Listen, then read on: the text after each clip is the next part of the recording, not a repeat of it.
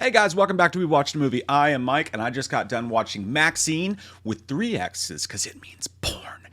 I am going to give a totally non spoiler review for this right now, and we will be doing some sort of spoiler stream for this. So I don't know if Jay's going to see it or not. If he sees it, we'll have a spoiler stream Tuesday night for sure at the live stream. We have the Patreon stream this Saturday night for you Patreons. But if Jay does not see it, I will probably do a spoiler stream likely midday, probably on Monday. We'll see. We'll see how that works out. But this will be spoiler free. So I have a Tostito in my throat and I might die.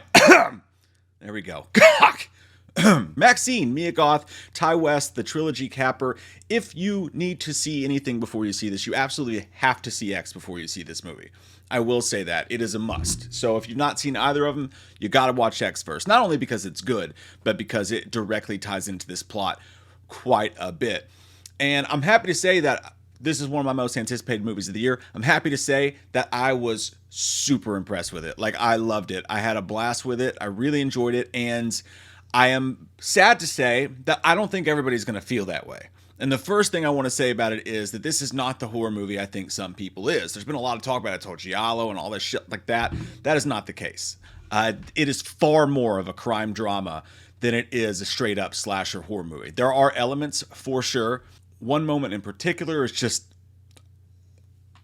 ow. The gore moments, I will say, are almost every single one pretty original and well done. And I just love the way that Ty West directs this. But I think one of my favorite parts about it was not that it wasn't a slasher. I love slasher movies like everybody else does.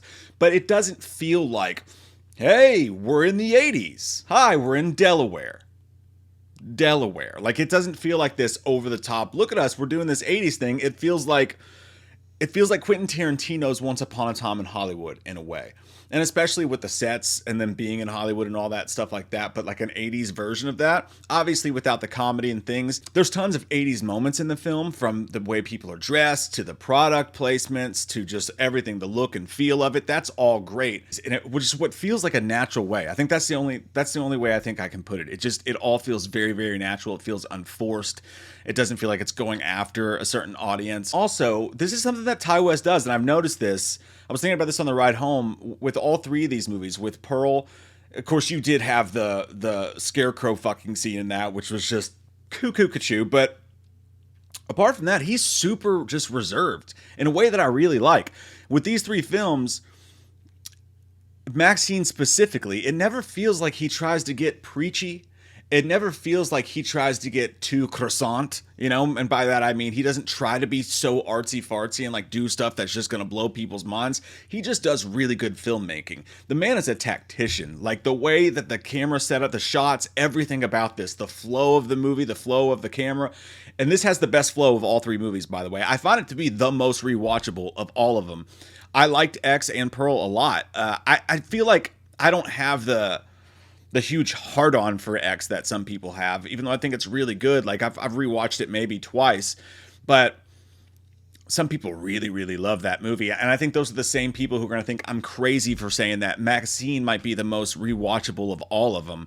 X is definitely the best slasher movie of the bunch. X is definitely the best horror movie of the bunch. I feel like Mia Goth was at her absolute best in Pearl.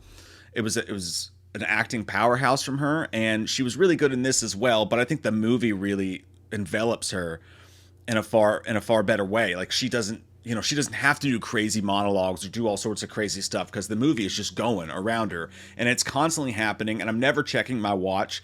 And I will say that don't go into this thinking it's going to absolutely blow your mind and be the craziest, most over the top thing you've ever seen, because again, he's really reserved in the way he tells the story. There's nothing here we haven't seen before. It's just a really well put together thing. And again, it's a crime horror movie, mostly on the crime parts, and I enjoyed that part of it.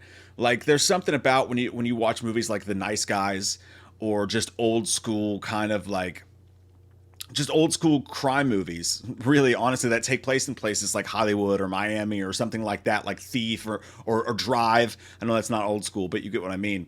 It has these little elements and I can't really talk about what I want to talk about because it would give too much away.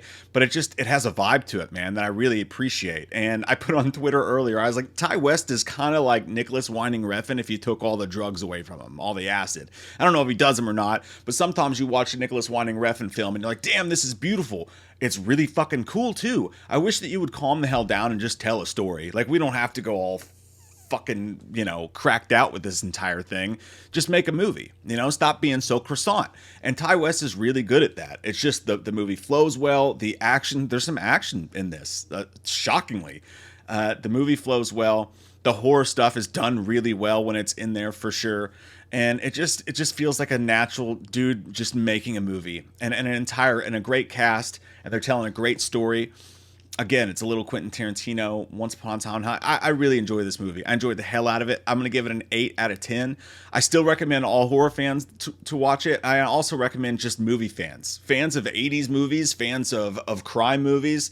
I think that you'll enjoy what you get with this movie. This could bring other fans of other genres to go watch X if they haven't checked it out. Although, definitely, once again, check out X for sure. And it also...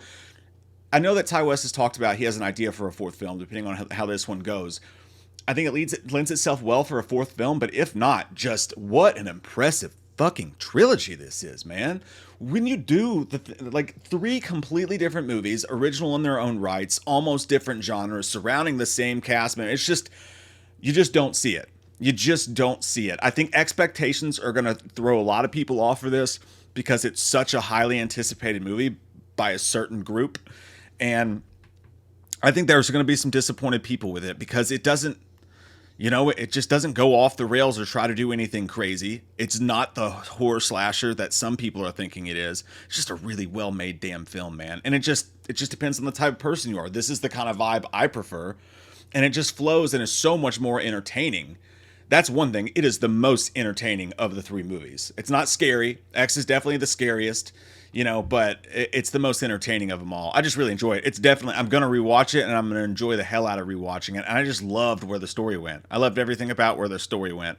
So, 8 out of 10. When more I talk about it, I'm thinking about giving it an 8.5. Jesus Christ, what's wrong with you? Have you gone soft, Tom? I hope Tom doesn't ever go soft, and I hope you don't either. And I hope you'll click like on this video. We'd appreciate that. And, make sure you're subscribed and all that shit because we're going to do a spoiler stream together. And I want to hear your all's thoughts. I can't wait to talk about the certain death scenes and this and that. And there's so much to talk about with this movie, spoiler-wise. It's going to be a fun stream no matter how we do it. So make sure you subscribe and have the bell clicked on so you get notifications. I love your fucking faces. And I hope you guys have a great day. Hello, listener. Do you like scary movies? What's your favorite scary movie? Well, Jay and Mike like scary movies, too. You should go and subscribe to their podcast, We Watched a Movie. Because if you don't, I'll gut you like a... Well, I think you get the idea. Enjoy yourselves while you still can.